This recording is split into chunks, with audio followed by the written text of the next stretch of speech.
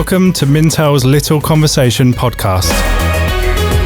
Hello and welcome to Mintel's Little Conversation, where our experts bring you fresh ideas and new perspectives on how consumers eat, drink, shop, groom and think.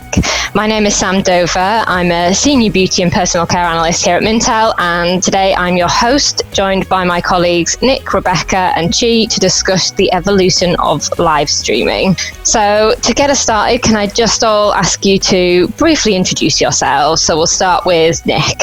Hi, yes, I'm Nick Carroll. I'm Associate Director of Retail Research here at Mintel, and I'm becoming quite the expert in live streaming in this new post-COVID-19 world.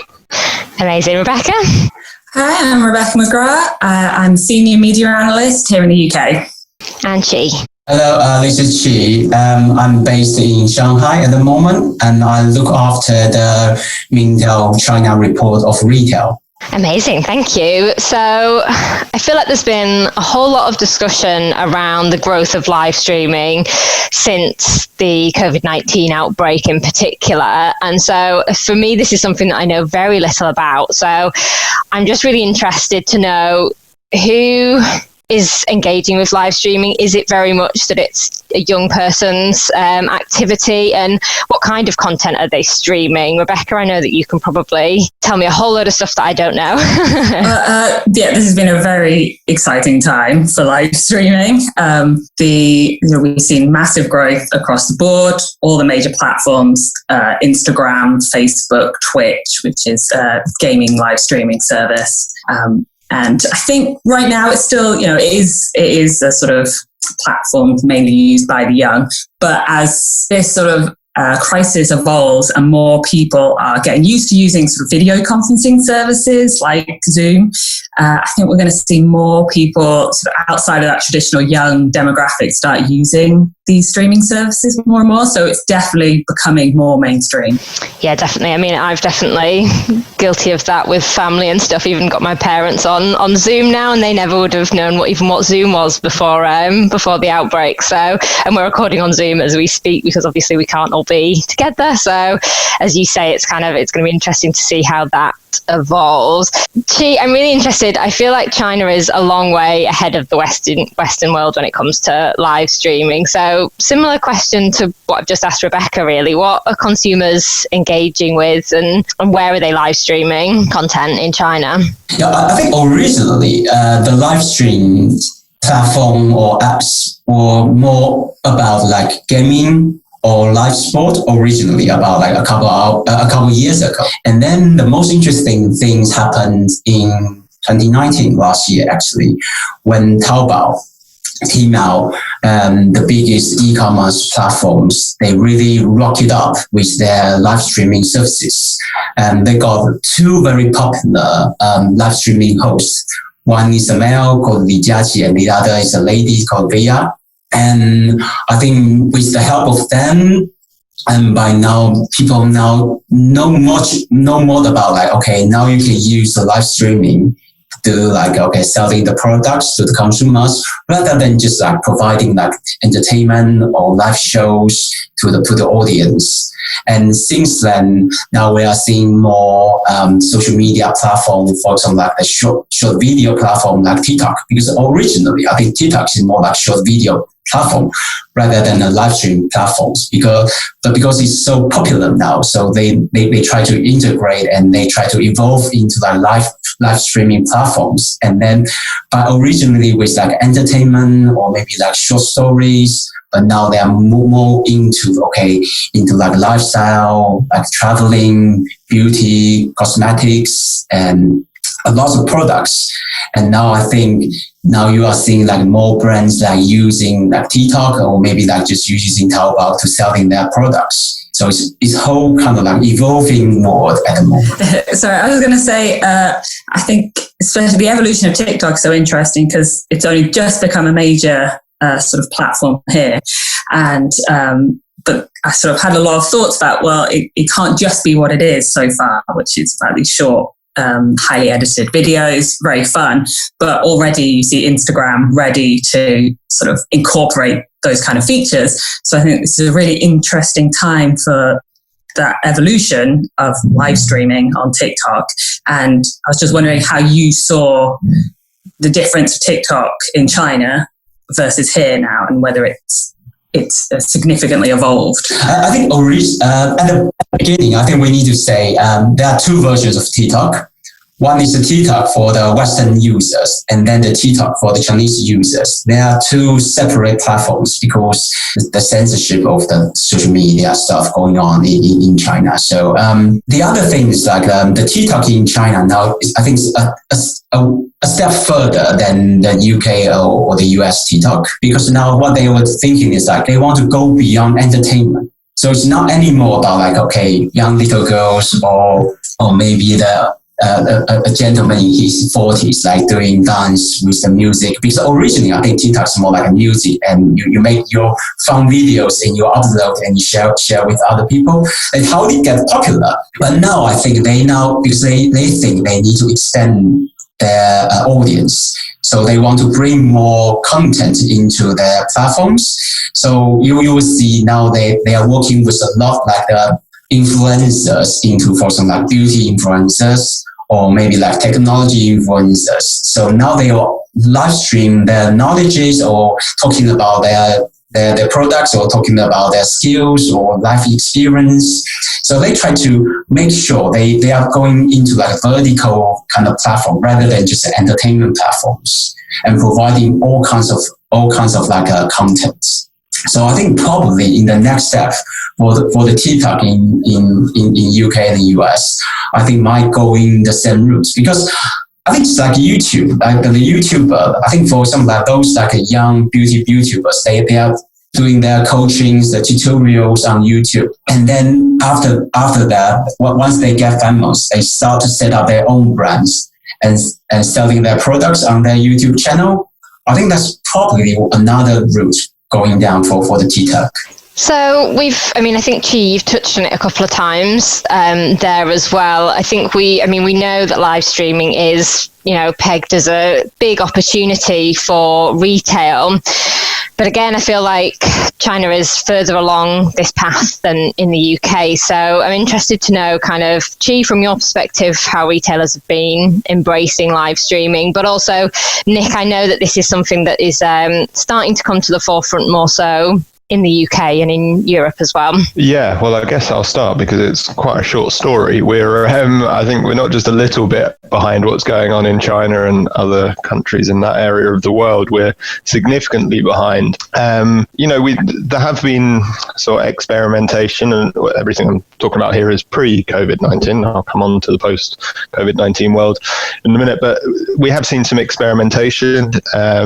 Someone like Amazon, when it first launched its Fire tablets, it did have its Mayday button, if we remember that, where you could call a customer service individual to get some help about your new tablet. And that was a great move at the time because it engendered sort of the Fire tablets to say maybe an older, less technically savvy audience. And then even Amazon has gone further, and it does have Amazon Live, which it's not particularly well engaged with, but it is a sort of live streaming platform that it hosts on its site. But it's probably more akin to something like YouTube. I had a look at it just before we came on, and there was a fitness workout going on, so it wasn't necessarily tied to selling products in the way we see in China. So we're a long way behind, but we are starting to see, due to the world we currently are, where social distancing is key, more retailers embrace this type of technology. And I think it sounds like we're where China would have been, I don't know, 2, 3, 4 years ago. There's now engagement with these platforms on an entertainment and a day-to-day level, not necessarily for commerce, but retailers are seeing there's a way of, if not monetizing that, use that for services. So we have things like Curry's PC World, so big electronics retailer here in the UK, has now launched its Shop Live using store staff to give one-to-one advice via not sure if it is Zoom, but at least a similar platform. John Lewis now has personal styling advice, both for fashion and home, via Instagram, where customers can book 15 to 30 minute chats. And there's a number of other retailers that are looking at this as a solution is, customers are hesitant to go into store, and or stores are still not open. So we're certainly behind the times, but I'm sure Chi is going to now tell me, just how far behind we are. Well, I think quite interesting. The story will be, we try to compare like Amazon and Taobao in China, because they are all the leading e-commerce platforms in each region.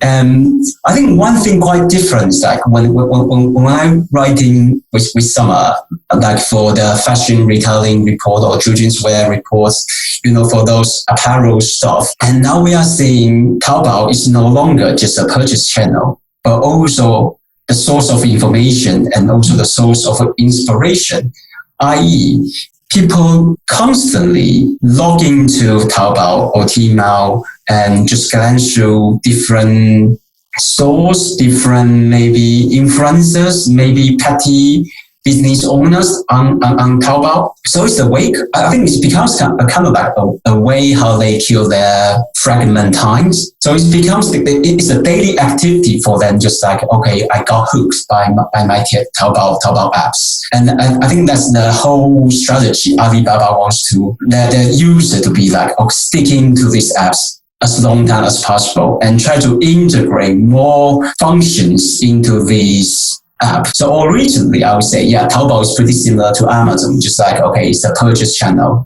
So if you got anything you want and you are looking for a good price or maybe a good vendor, you go to Amazon or you go to Taobao. But now Taobao being way beyond Amazon, because they got so many different the apps within the apps. So for example, like the gaming functions, like the competition functions. Now you got the contents. So for those like influencers or those who wants to be like a blogger or like a vlog, they can start to generate their contents on Taobao. So you can do two things. You can set up your own store there, or you can just be like a super consumer and you can start to talk about your experience. Like, I can share my experience about certain products, and I can record it in my videos, upload how I'm going to use it and how I look like wearing this dress or wearing that accessories. So I think Taobao is more like a lifestyle app rather than just a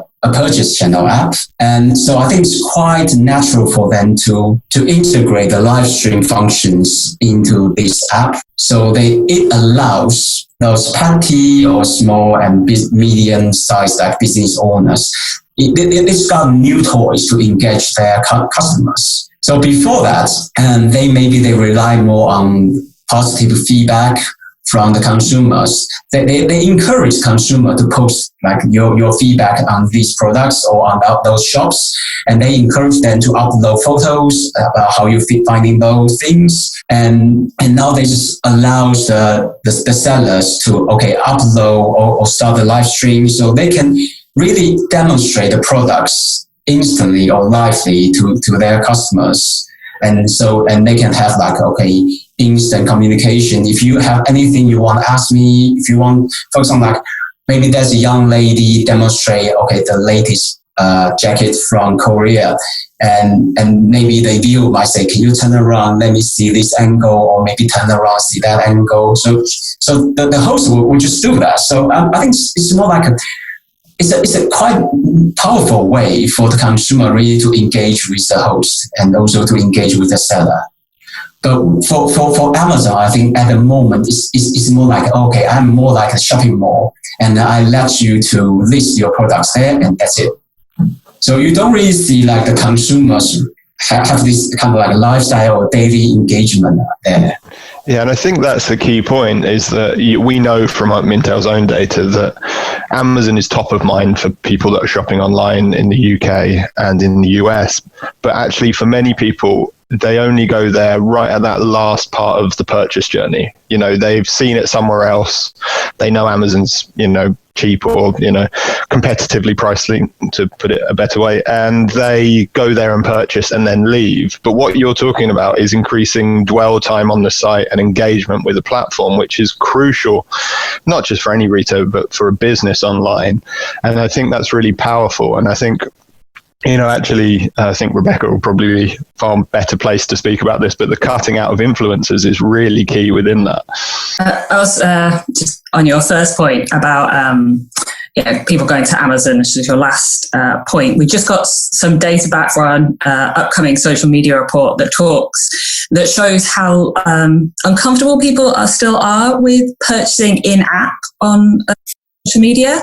About only 1 in 4 people would like to do that, although that does grow quite significantly amongst younger social media users, which I think just shows, that's a gradual process coming here. I imagine it's very different in China, but it does show that they aren't seen yet as purchasing platforms. I think, well, right now it seems like that's the perfect world for influencers to sort of to get into, as they influencers is really all about the idea of authenticity and sort of demonstrating your lifestyle. So if you can have a live stream that works as if, not just be like, oh, I'll show you sort of like as the old school shopping channels, but incorporating it into your life a bit more.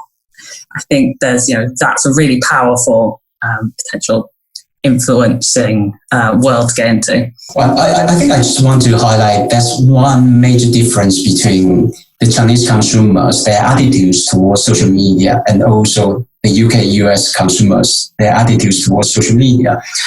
Because when I was writing the KOL report, I found quite a lot UK-US consumer, the reason why they follow someone on social media is about like entertainment, about celebrities. So it's more about the person I'm interested in.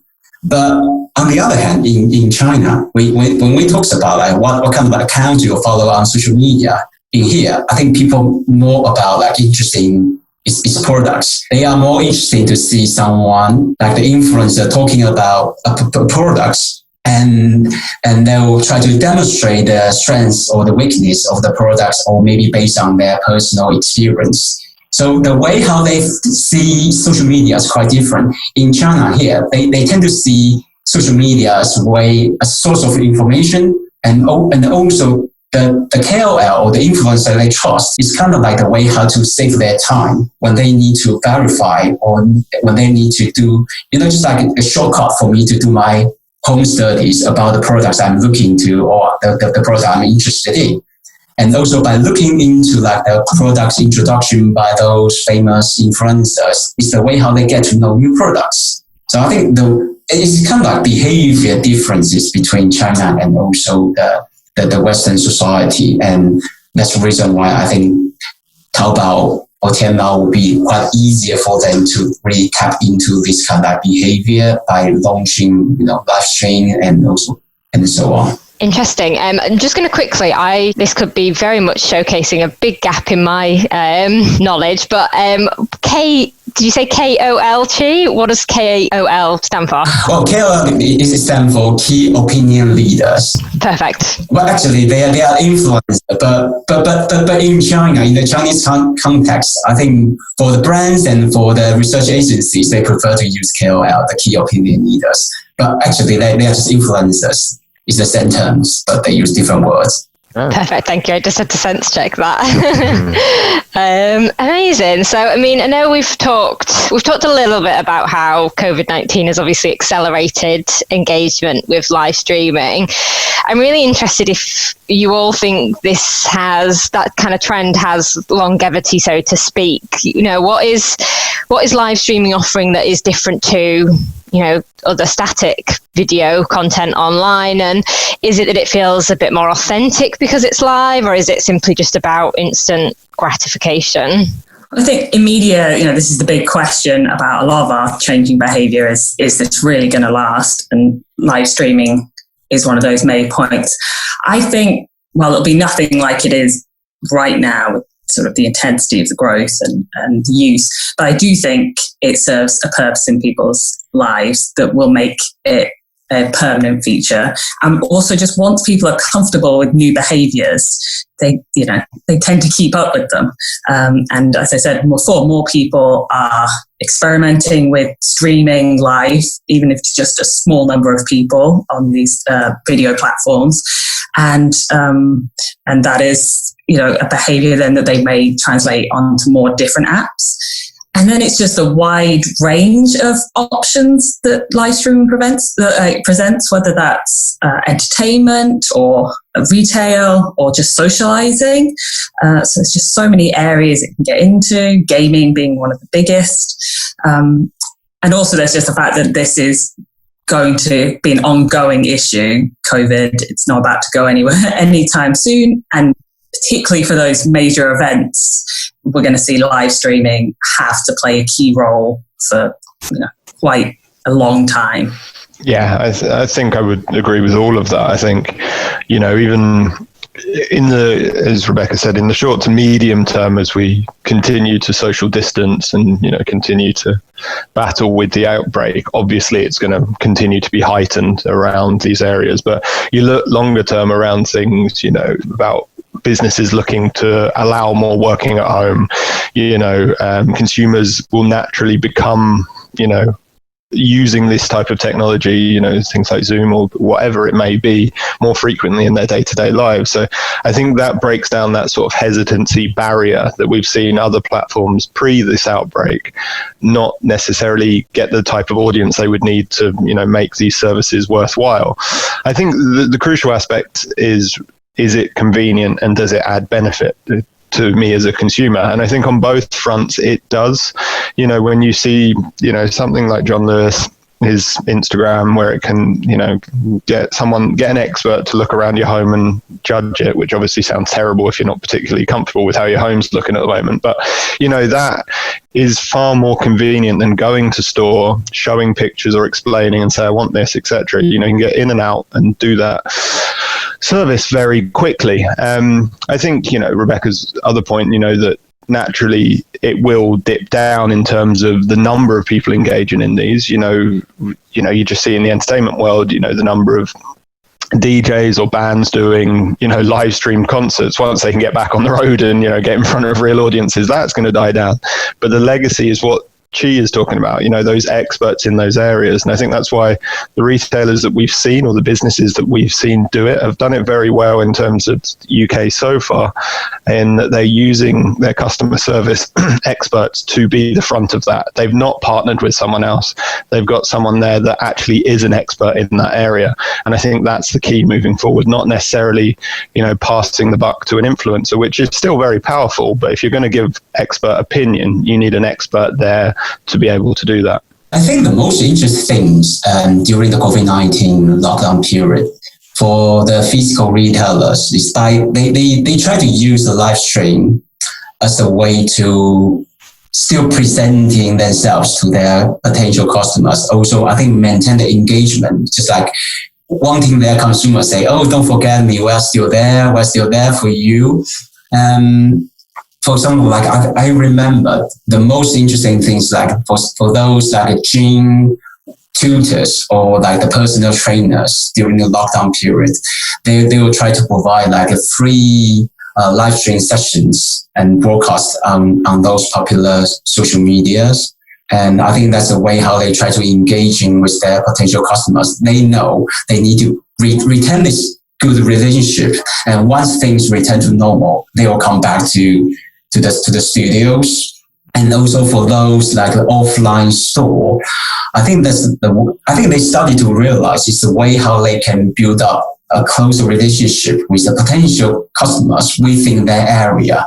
Maybe not far away, but maybe in the same city, or maybe in the same region, or in the same neighborhood. They can start using this kind of method, try to telling them, okay, what's in stock at the moment, and what are the new products we got, and how we're going to serve you. You can place your order immediately after the live stream, and we can arrange the delivery to you. And I think it's turned out to be like it can be quite a potential cheap substitute to those quite expensive online platforms. By really tap into the live stream platforms, you can transfer your business from the offline into the online world. But I think it's quite like good integration for the online to offline to online.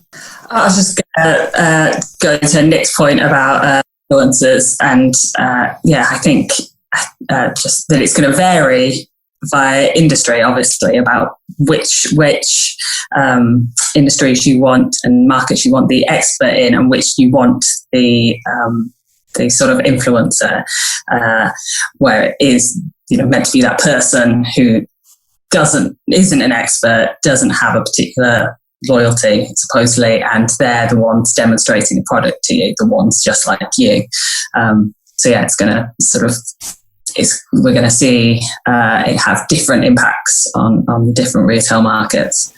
Yeah, I know in beauty and personal care, it's something that we've been talking about a lot recently. And I think there's a demand for a real authenticity with content where you want to see how beauty products look and feel on people who, are not perfect looking, who look a little bit like you, who have maybe similar skin type to you or similar hair type. And I think there's still that trade-off. And I think what we've seen during the COVID-19 outbreak, a lot of beauty professionals have got a lot more time on their hands. So they've got time to, post more content, which is going to then increase pressure on influencers in terms of quality, because, you've got, if you're not a complete user-generated content, or it's professional content. And I think that middle ground could really be where influencers hit trouble, basically.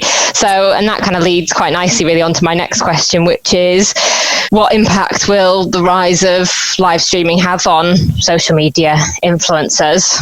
I was going to say, speaking to your point, particularly in the beauty market, or fashion, where we know there's so much editing of video, photos, but videos too, and actually sort of taking it back a few steps to the authenticity that the influencer world was meant to provide.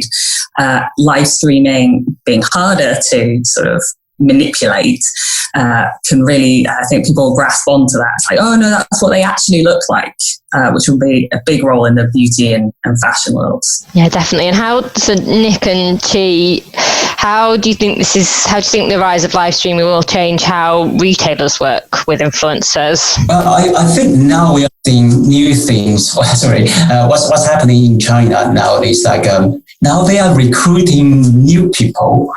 I think it's more like they try to be like a presenter, and they are the new kind of like an influencer into the live stream, because I think now the brands, even the retailers, because I know for some shopping malls now they recruiting new young bloods to just do the live stream for their products. Selling in the shopping mall, and the training for them is quite different to the way how we see those influencers. They become an influencer, because the influencer, I think originally they try to build up their authority, build up their image by being professional in a way. But now we are seeing the surge of live stream, and by selling products in live stream sessions, it's more about how you talk to the consumers, how funny you are, how you're going to present those products. You can be very professional, but if you're not funny enough, or if you're not engaging enough during the live streaming like selling sessions, you won't be able to engage to the audience. Maybe they only watch these for once, and then you start seeing you losing those audience. So I would say the whole era in live streaming will be more competitive. So those traditional influencers, they are facing like young new bloods coming to this market, and also if they can't really like producing engaging contents, if they don't sell the products, and they might start to losing out in this competition, because the brands, they want to cooperate with those people who can sell. Yeah, I think in terms of how it affects influencers in, the UK or US or the sort of Western retail market, I think it's a really delicate balance, because, what Chi's described there, we have, maybe not in the platforms we're talking about, but something like QVC, which, we may think of potentially old fashioned, but it's still huge business here in the UK and the US in particular. And I think, people know where they stand with that. This person is here to do a job which is selling, but as Chi say, be humorous and be watchable, etc. I think, retailers then looking to bring those people onto their platforms, which I think is the next step. I think, as I spoke to earlier, increasing dwell times or engagement with your platform is key within this. I think striking that delicate balance between, someone that is expert and authoritative about the subject they're talking about and, personable as well, and that you want to watch is really delicate. And it's going to be a difficult way to watch. I think the first steps are obviously the customer service elements that we are seeing, but from a pure selling version, I think we're still a long way from our, consumers in the Western world being ready for that on these types of platforms. Because, on something like Singles Day, I've watched some streams and I don't really know particularly what's being said, but, you can see the totals tot up and, the amount of products that are being sold and stuff. And it's very, clearly commerce driven. And, that obviousness, I'm not sure if, Western consumers are necessarily ready for. But, something like Singles Day is really intriguing because obviously in the UK and US, we're going to move into Black Friday where there may be hesitancy to go into store. So, it's potentially going to be a more online event than we've seen. I mean, it's still online dominant in the UK because we don't have the day off like you do in the US, but it's going to be even more so. And I'm really interested to hear more how, live streaming fits into, Singles Day. Well, I think during the Singles Day, not just one day, I think now they try to prolong the period of time. Yes. So during this period of time, you are going to see those like the sellers on Taobao Tmall, they will try to give you a very good the price. And so for those people, if you already know what you want to buy, and then you will just try to glance through different sellers and try to put those into your shopping list. And then at the same time, you're finding the live stream. I think it's more about telling you how good it is, the product is. I think as you say, yes, I think the best combination would be someone with really good knowledge and as a very authoritative figure in this field, but also being humorous enough, and so they can bring in more sales by just presenting this product in a skillful but also very interesting and engaging way. But I think it's still quite competitive at the moment, and you can only see one or two, very few people they can achieve into the stardom status at the moment. I think in China at the moment you are only see maybe 5-6 people can do that. Not many people can do that. I think a lot of young people, they will try to treat them as a role model and try to, I want to be successful with those people one day. But I think, to be honest, at the end of the day, most people, maybe when you're doing live stream and you feel maybe only like a couple thousand will be quite good enough. You can't really expect your viewers to be like millions or tens of millions.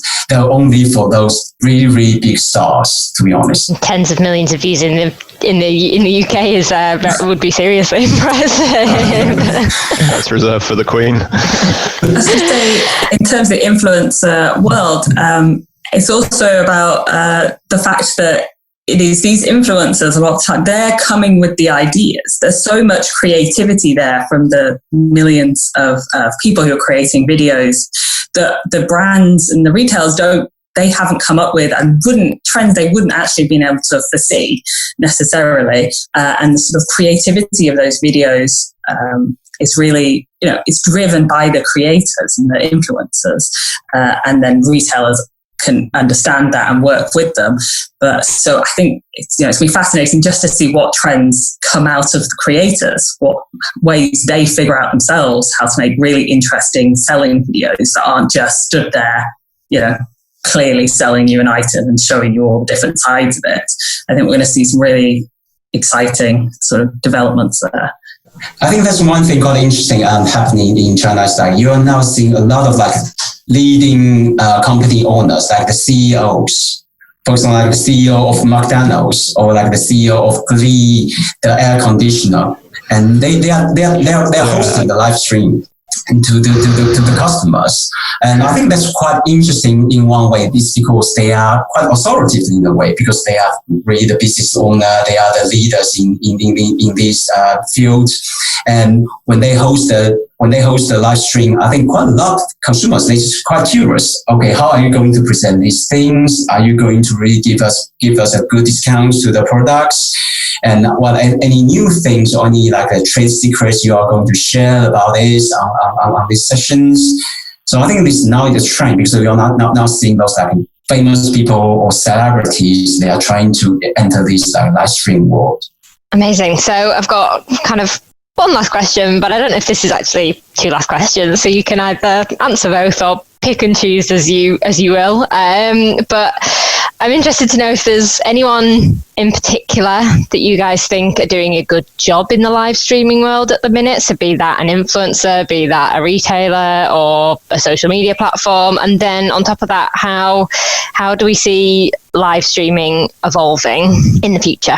My favorite live streams have been the trend of old TV shows doing cast reads. It's just, I just love, what I love about it is it shows such an understanding of that engagement and authenticity that people want from live streaming, that they want to feel, they want some of the awkwardness and the lack of polish that live streaming can offer, and it makes them feel more connected with whether that's celebrities or just personalities, or like you want to feel like you're a part of it.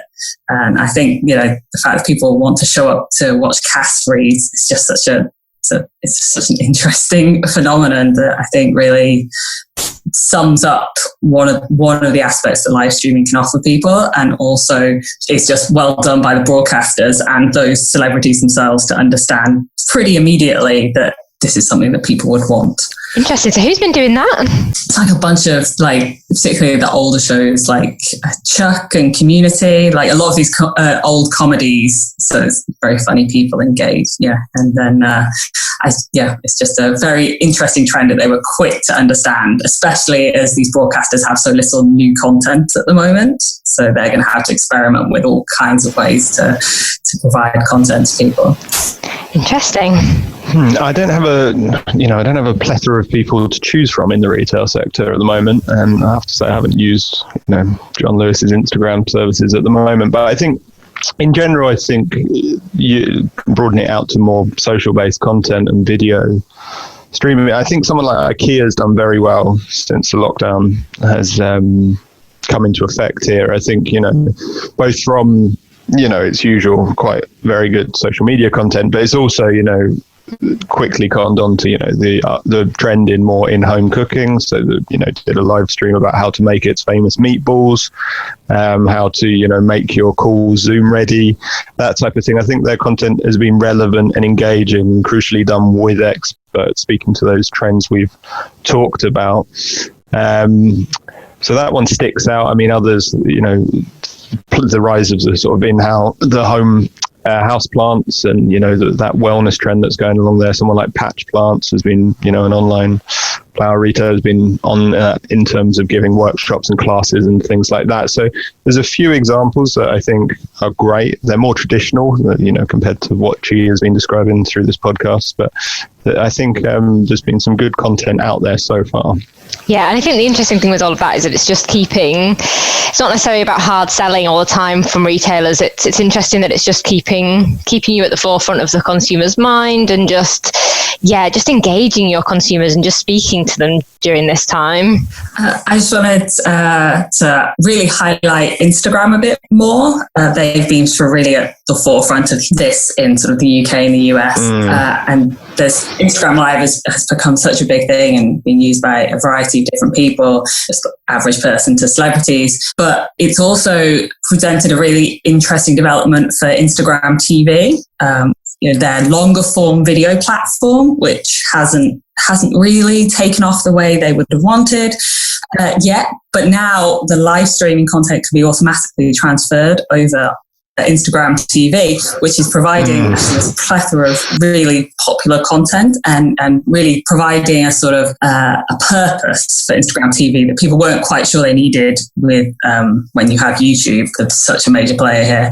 So I think that's been a really interesting development. And also they've just introduced new features like co-watching, which is, well, that's more maybe video conferencing than live streaming at this moment, but that's where you can scroll through your Instagram feed while video chatting with someone. So it's, so sharing that kind of sharing media with each other while video chatting, and I think that might be a way we see things develop. Also, that sort of you consuming media or someone consuming media, like TV shows or obviously gaming. This is where it's been majorly played already. You're playing a game, other people are watching. I think we might see more of that as well, that like you're watching TV and other people are watching, sort of the advanced version of Gogglebox kind of thing. Allow you to really recreate the old, pub or restaurant setting with a friend who's just on Instagram the whole time. So it'd be perfect. Yeah, exactly. So I feel like, as we've kind of said throughout this podcast, we're probably quite far behind China in the Western world, but I'm really interested to know, I think you've touched on a few people who've been doing it well, but if there's anybody else, and then also how you think you see live streaming evolving in China. I think Tmall and Taobao were going to be the leader in the live commerce area, because I think they'll keep improving about, using our celebrities or those that influencers selling the products. And TikTok in China, I think is catching up as well. And now I just heard they formed a strategic relationship with another big e-commerce platform called JD.com.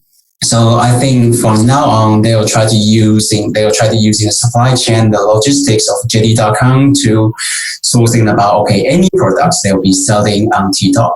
So giving TikTok the other strengths, like, when you are watching our live streaming or watching our short videos, if you are interested in certain products and you don't need to go to other platforms or other apps to purchase these, you can just purchase it within TikTok. Try to close the loop to form a good loophole. And also, I think like the genuine kind of feeling, making people like, it's really like down to us. It's quite important. For what I would like to introduce one person. It's quite interesting, and his name is Royal Hao. And actually, he's a CEO of a failed smartphone brand called Smartisan in China. And he's really kind of like hardcore engineer kind of person. I think can be said that it's kind of like failed like Elon Musk kind of person. He got a lot of like followers on his social media because he always says, I want to produce a very good smartphone for the consumers. So he got a lot of consumers, got a lot of customers following him. You just think, you really want to provide the really like tough and the good products to come to the people. And however, the business failed. And then about like 2 months ago, he just announced he's going to join the live streaming, like live commerce area. And he's going to sell, he thinks, the best products to his audience. And for the first sessions of the live streaming, I think it was a disaster. Because he was good, like talking about his own products. But when it comes to like selling, the products not your own, but other brands' products, some people might find, oh gosh, he's so boring, and the way how he talks. So his assistant tried to stop him doing something, try to, damaging the products, because he might say, oh, it's not really that interesting. You can find him from his face. He's not really into that. But since then, I think he involved and improves. And then so for the second time, the third time, now you must start to seeing, now he's like a proper, like the QVC kind of type of host. And really, really genuine, try to put into his efforts, now I'm trying to show you the reason why this is good products. And that's quite interesting because I think it's quite down to us. He didn't hide his feelings. He didn't hide this, his true emotion towards those products. I think that's what the audience really wants from the live streaming, because you want to see the genuine feelings or emotions, and it's not rehearsed. I think that's quite important in the live stream sessions. Yeah, definitely. And I think that probably speaks to a lot of what we're seeing as well, is that consumers are really craving that honesty. And I think it's a fine balance, isn't it? Because obviously it's every brand's nightmare for someone to slate their product, but at the same time you can't really get away from the fact that not everybody is going to love everything. And on that note, I'll wrap up, because I think that's sadly all we've got time for today. If you want to know more about Mintel, who we are and what we do, please head over to mintel.com. Follow us on social media. We're on LinkedIn, Instagram, Twitter, Facebook, and check out our blog for even more insights from our analysts. Thank you for listening. Please make sure you subscribe, rate and review this podcast. And if you like what you've heard today, then please do spread the word, and we will catch you next week for another episode of Mintel's Little Conversation.